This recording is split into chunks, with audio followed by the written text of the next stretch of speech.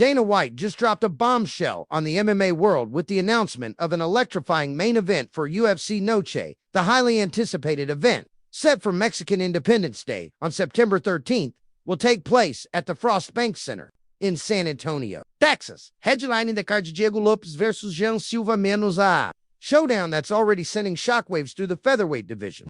Lopes, known for his devastating finishing ability, with 22 of his 26 wins coming by stoppage, faces off against Silva, who's riding a 13-fight win streak called via finish. That's 35 combined finishes between the two men, and UFC president Dana White didn't hesitate to call it a can't-miss scrap. The timing of this fight couldn't be more perfect.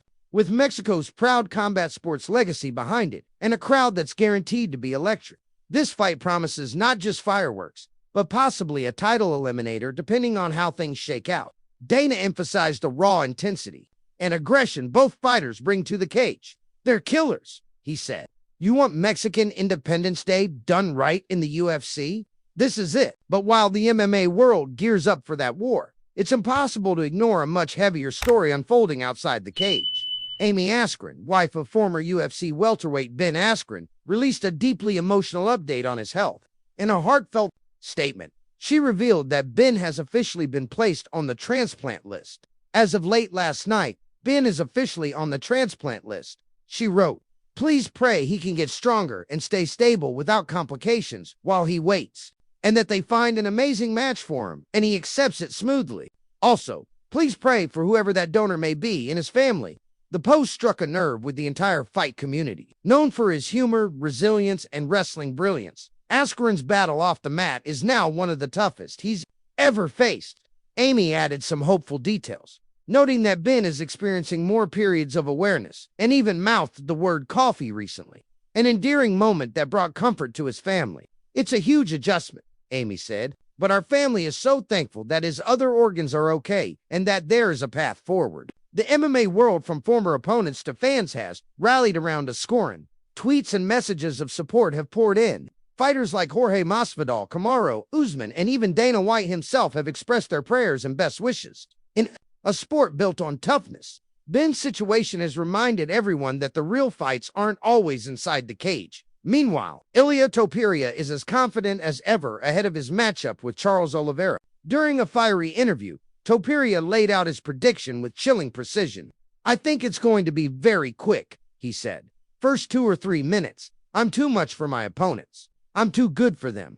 Ilia's brash confidence is nothing new, but this time it's amplified. The undefeated contender has made it clear that he sees himself not just as a future champion, but as the best to ever do it at 155 pounds. He doesn't believe he'll need to close distance on Oliveira. "We're going to find each other from the first second," he predicted. That UFC veteran and respected voice in the MMA world. Ben Askren himself had long been one of Topuria's early believers. "Ilia is 1 out of 10,000, Askren once said. "I trained with everybody.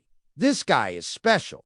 I told him the first time we trained, 'Brother, God willing, you will be champion.' That endorsement has carried weight. As a former Olympian and wrestler, Askren knows greatness when he feels it in the gym. Topuria's blend of power, timing, and composure stood out from the start. Now, he's 1 win away from proving Askren right. On the flip side, many believe Charles Oliveira is the most dangerous test Ilia will ever face.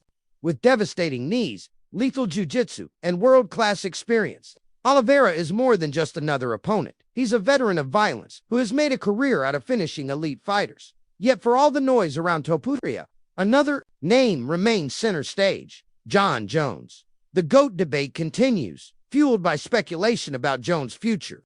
After years of dominance, Jones has hinted at retirement, leaving many fans and fighters split. Daniel Cormier, once Jones' fiercest rival, surprisingly came to his defense. "It's Jon Jones," Cormier said. "If he decides that, hey, this is it, so be it. He's defended his belt 17 times. He's become a 2-division world champ. Jones can do whatever the hell he wants." The topic has stirred mixed emotions. Some fans are frustrated that Jones might retire without facing current interim champ Tom Aspinall. Others believe he's earned the right to walk away. Cormier, who's had one of the sport's most intense rivalries with Jones, didn't mince words. "You have to be kind of a hater to say he isn't the greatest. Jon Jones is special. His mental game, his creativity, his fight IQ, it's unmatched.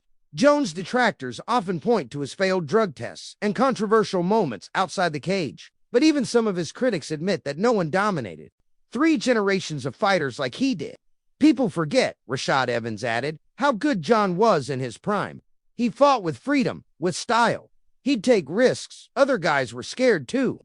And even when his life was chaos outside the cage, he still performed. Whether Jones retires now or not, the conversation around his legacy is far from over. But if he does decide to step away, the next wave is already forming. Fighters like Tom Aspinall, Sergey Pavlovich, and Jailton Almeida are primed to take center stage. Speaking of Aspinall, the English heavyweight is still processing how the UFC informed him he'd been promoted to undisputed champion following Jon Jones' exit. As previously reported, Aspinall found out via text message. His father called it careless and borderline disrespectful. "We just happened to be awake at the time," Andy Aspinall said. "I like the personnel at the UFC, but sometimes they just don't do things right." Elsewhere in combat sports, Michael Chandler is once again teasing a crossover to the WWE. In an interview, he confirmed that he's been in talks with Triple H, and the two have had fun conversations about a potential WWE contract. "Triple H knows I'm a fan of WWE. He likes what I bring to the table from an entertainment standpoint. I don't know if anything will happen, but I want that door to stay open."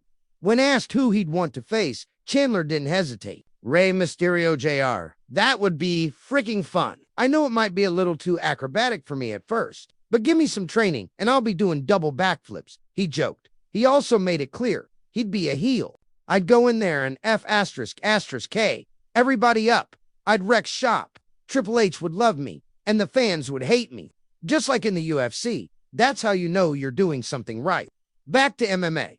Justin Gaethje is making headlines again. He's made it clear that unless it's for the lightweight title, he's not stepping back into the cage. After a war with Rafael Fiziev, Gaethje feels he's earned his title shot. "I'm waiting for the winner of Ilia and Charles. That's who I want to fight," Gaethje said. This talk of Ilia moving up to 170 sounds stupid to me. The fan favorite isn't shy about his place in the division. With 2 previous title shots under his belt, Gaethje believes the third time could be the charm, but not everyone agrees. Michael Bisping even chimed in, saying it might be time for fresh blood in the title picture. "Gaethje always brings violence." "No doubt," Bisping said, "but he's had his chances. Maybe someone new deserves a shot." That said, violence sells, and Gaethje versus Topuria, or Gaethje versus Oliveira too. Either matchup would blow the roof off of the arena. So while Dana White is hyping UFC Noche with Diego Lopes versus Gene Silva, the wider MMA world is buzzing with powerful storylines. From Topuria's meteoric rise and Chandler's WWE ambitions, to Askren's medical battle and Jon Jones' potential retirement, every angle reminds us why this sport is unlike any other. MMA isn't just about knockouts and chokes. It's about people. It's about comebacks. It's about legacy. And whether we're watching from the front row or through a phone screen, we're all part of the story. Stay tuned. The next chapter